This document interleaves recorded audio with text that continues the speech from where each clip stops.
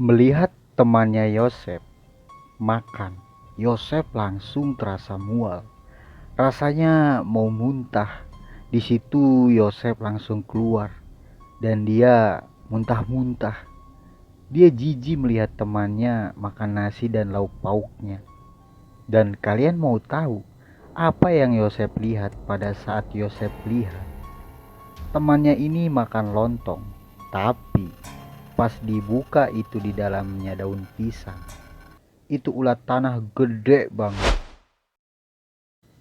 Assalamualaikum teman-teman, balik lagi bersama gue Saragil.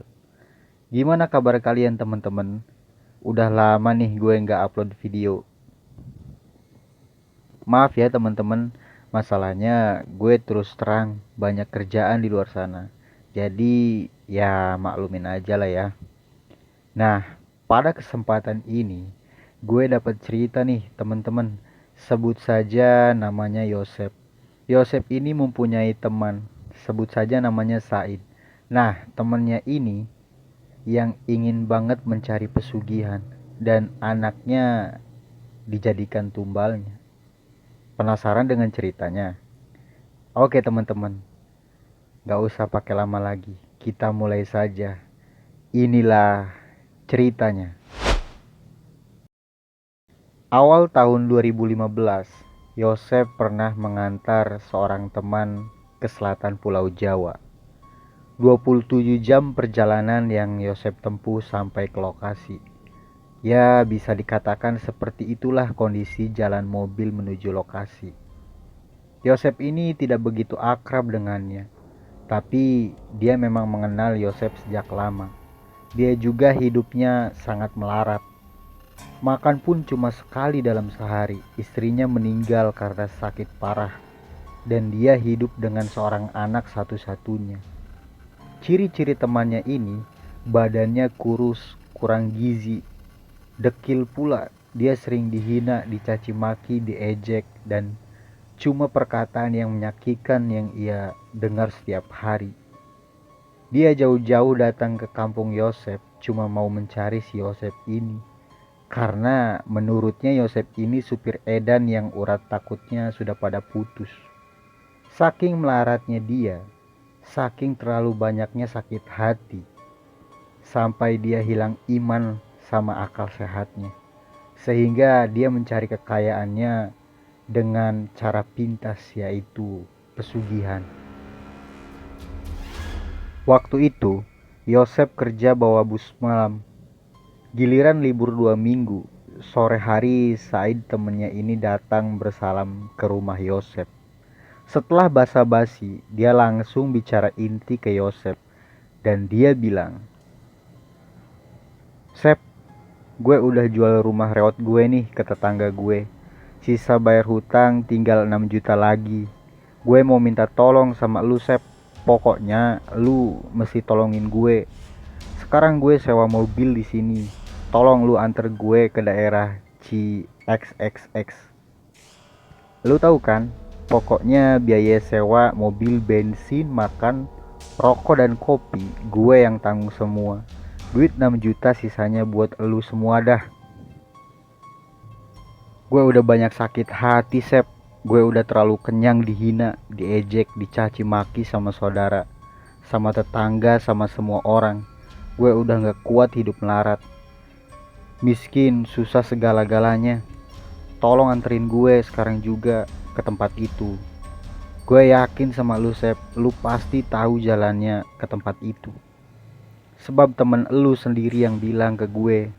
Di sini, si Yosef yang tahu jalannya ke tempat itu. Dia bilang, Yosef pernah disuruh bawa mobil ke tempat itu. Temen lu bilang gitu ke gue Sep. Begitu kata si Said temennya ini. Dan Yosef pun bilang, Said, mau ngapain lu kesana? Sehari semalam di jalannya juga. Terus ke dalamnya juga jalannya parah, angker sama rawan. Kalau mau kesana kita jangan sampai kemalaman. Kalau sampai kemalaman kita mesti nunggu pagi, baru kita bisa lanjut jalan. Gue gak mau terlalu berat resikonya. Gue masih pengen hidup. anak-anak gue masih butuh sama bapaknya. Mending itu duit lu pakai dah buat modal usaha aja sama lu. Dasar koplak lu, istighfar lu.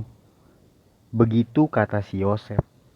Tapi di sini Said tetap sama pendiriannya. Dia sudah persegi bulat nekat. Dia mohon-mohon ke Yosef supaya Yosef bisa nganterin si Said ini ke tempat itu. Dan mau nggak mau terpaksa Yosef mengantarnya. Sekitar jam 8 malam, Yosef mengantarnya ke tempat itu. Yosef pinjam mobil Suzuki APV punya tetangganya. Mereka cuma berangkat berdua saja. Singkat cerita, jam 2 dini hari, di tengah perjalanan, Yosef minta berhenti sebentar. Dan Yosef tidur dulu sebentar. Sekitar jam setengah 4, Yosef bangun. Setelah bangun, mereka pada ngopi sebentar. Selesai ngopi, mereka lanjut ke tujuan. Singkat cerita, sekitar jam 11 siang mereka berdua sampai ke tujuan. Dan mereka harus berjalan untuk sampai ke tujuan. Kira-kira 1 jam lamanya masuk ke hutan. Yosef jalan di belakangnya Said, dan Yosef cuma mengikutinya. Singkat waktu, tibalah mereka berdua di sebuah rumah panggung, yang dari kejauhan Yosef ini mencium bau kemenyan. Di rumah panggung itu, Yosef langsung duduk dan rebahan di kursi bambu sambil merokok. Dan di situ Yosef tidak meminum dan memakan apapun selama di rumah itu. Selama Yosef di rumah itu, anehnya orang yang punya rumah itu tidak pernah menegur dan menyapa Yosef. Bahkan melihat Yosef pun pandangannya begitu aneh. Sorot matanya tajam, serem. Entah apa yang mereka bicarakan. Malam harinya dimulailah proses ritual. Gue nggak tahu jam berapa pada saat itu. Entah ada apa dalam diri gue. Entah kenapa mata gue selalu saja melihat hal yang tidak masuk di akal dan di luar nalar. Melihat teman gue makan, gue rasanya mau muntah. Gue langsung keluar dan gue muntah-muntah di luar. Karena gue jijik melihat teman gue makan nasi dan lauk pauknya. Apa yang gue lihat saat dia makan? Awalnya gue lihat nasi lontong, tapi pas dibuka olehnya, yang gue lihat sebenarnya dalam daun pisang itu bukan nasi lontong, tapi ulat tanah gede banget. Ada mungkin sebesar betis. Dan anehnya, dia begitu lahap memakannya. Gue lihat juga ada ikan terinya, tapi nyatanya itu bukan ikan teri, melainkan belatung. Seperti belatung dari mayat manusia. Gue bener-bener jijik melihat semua yang dia makan. Gue mau muntah lagi melihatnya. Dan pas itu juga di luar rumah, gue melihat sosok tinggi besar dekat pepohonan. Lidahnya panjang menjulur keluar, matanya melotot, badannya berbulu lebat, bau bangkai. Gue bener-bener kaget, jijik juga melihatnya. Makhluk apa yang gue lihat itu? Begitu di dalam hatinya Yosef. Selesai si Said makan, dia disuruh menyembelih seekor monyet. Saat dia menyembelih monyet, si Yosef menangis melihatnya. Dalam hatinya bergumam, "Ya Allah, di mana hatinya teman gue itu? Ditaruh di mana otaknya? Bener-bener bejat, rusak, haram, jahanam itu orang. Haus sama harta kekayaan, sampai hati dia menukar imannya demi harta." Begitu hatinya Yosef bergumam. Dia melihatnya cuma seekor monyet, tapi si Yosef melihat itu anaknya yang dia sembelih. Dia menjerit, dia meronta-ronta. "Ya Allah ya Rob, batin gue menjerit, hati gue menangis. Anak kecil yang tidak berdosa harus meregang nyawa, menjadi tumbal demi harta kekayaan. Gue menyesal, gue merasa berdosa karena gue terpaksa harus mengantar dia ke tempat ini." Begitu kata hatinya Yosef. Dan dari semalaman, telinga gue yang sebelah cuma mendengar suara tangisan dan jeritan juga rintihan di dalam hutan. Suasana hutan begitu sangat mengerikan. Gue takut, gue khawatir. Hati gue tidak enak, batin gue tidak tenang. Gue ingin pulang. Gue tidak kuat lagi di tempat ini. Begitu kata hatinya Yosef. Dan singkat cerita, pagi-pagi mereka berdua pamit pulang. Dan anehnya, si pemilik rumah cuma menatap tajam ke Yosef. Entah apa yang dia lihat. Dan di tengah jalan, setelah mereka berdua keluar dari hutan itu, tiba-tiba Yosef melihat si Said itu badannya banyak bulunya. Di situ Yosef tidak bilang apa-apa sama dia. Yosef hanya diam. Sesampainya di mobil, Yosef langsung berangkat. Mesin juga gak dipanasin karena Yosef sudah terlalu jijik melihat temannya si Said itu. Gue benci, gue muak. Kalau saja gue tidak ingat hukum, rasanya gue ingin membelah kepalanya. Begitu dalam hatinya Yosef.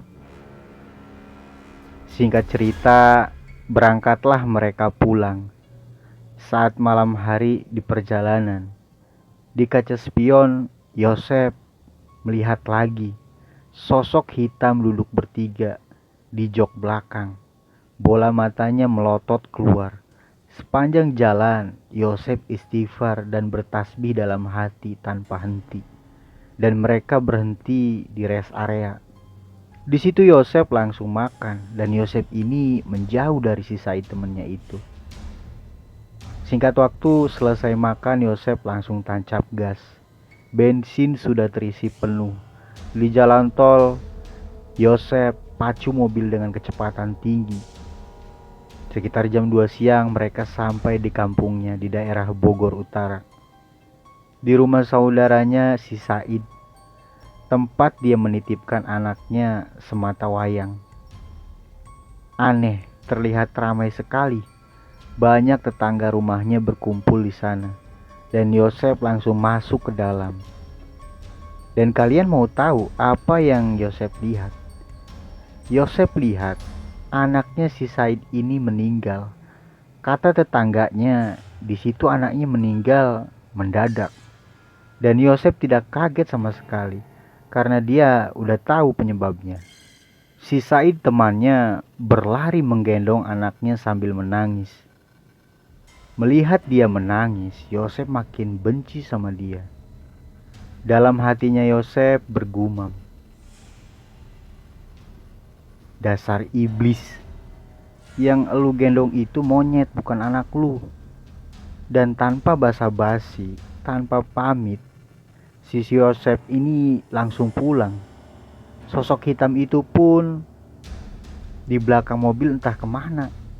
Dan sampai sekarang Yosef tidak pernah lagi mendengar kabarnya. Mungkin temannya ini si Said udah mampus atau lagi menikmati kekayaannya, ucapnya dalam hati Yosef. Semelarat-melaratnya diri gue, semiskin-miskinnya hidup gue merasa lebih baik hidup seperti ini daripada gue menukar akidah dan keimanan gue cuma demi harta kekayaan.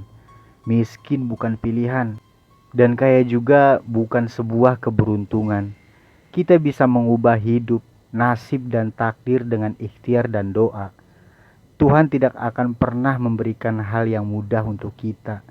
Tuhan senantiasa selalu memberikan hal yang teramat sulit untuk kita, agar kita mau berpikir, berusaha dan berdoa memohon kepada dirinya dalam tawakal diri kita.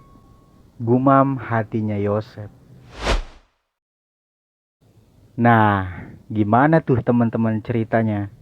Semoga bisa menjadikan pembelajaran untuk kita semua. Sekian cerita dari gue. Sebelum berpamitan, yuk yang belum subscribe, subscribe dulu.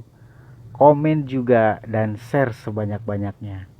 Jangan lupa nyalakan loncengnya juga, agar kalian tidak ketinggalan cerita horor terbaru dari gue. Terima kasih. Salam horor Saragil.